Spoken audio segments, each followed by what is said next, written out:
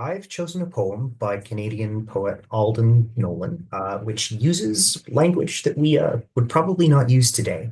But the poem in part was prompting that kind of rethinking. So I think in context, I'll run with it.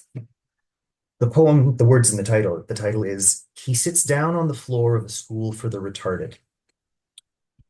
I sit down on the floor of a school for the retarded, a writer of magazine articles accompanying a band that was met at the door by a child in a man's body, who asked them, Are you the surprise they promised us? It's Ryan's fancy, Dermot on guitar, Fergus on banjo, Dennis on pennywhistle. In the eyes of this audience, they're everybody who's ever appeared on TV. I've been telling lies to a boy who cried because his favorite detective hadn't come with us. I said he'd sent his love, and no, I didn't think he'd mind if I signed his name to a scrap of paper. When the boy took it, he said, Nobody will ever get this away from me. In the voice, more hopeless than defiant, of one accustomed to finding that his hiding places have been discovered, used to having objects snatched out of his hands. Weeks from now, I'll send him another autograph, this one genuine in the sense of having been signed by somebody on the same payroll as the star. Then I'll feel less ashamed. Now everyone is singing Old MacDonald Had a Farm, and I don't know what to do about the young woman.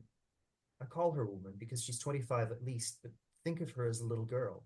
She plays the part so well, having known no other.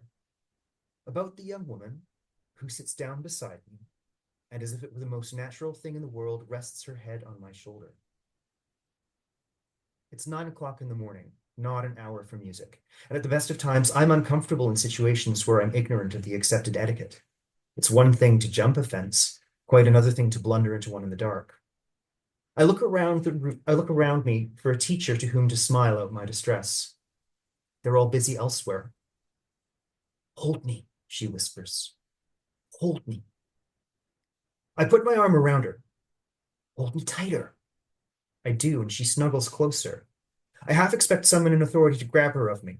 I can imagine this being remembered forever as the time the sex-crazed writer publicly fondled the poor retarded girl. Hold me, she says again. What does it matter what anybody thinks? I put my arm around her, rest my chin in her hair, thinking of children, real children, and how they say, and of how they say it, hold me. And of a patient in a geriatric ward I once heard crying out to his mother, dead for half a century, I'm frightened, hold me. And of a boy soldier screaming it on the beach at Dieppe, of Nelson in Hardy's arms, of Frida gripping Lawrence's ankle until he sailed off in his ship of death. It's what we all want in the end, to be held, merely to be held, to be kissed, not necessarily with the lips, for every touching is a kind of kiss. Yes, it's what we all want in the end, not to be worshipped, not to be admired, not to be famous, not to be feared, not even to be loved, but simply to be held. She hugs me now, this retarded woman, and I hug her. We are brother and sister, father and daughter, mother and son, husband and wife. We are lovers. We are two human beings huddled together for a little while by the fire in the Ice Age, 2,000 years ago. Thank you.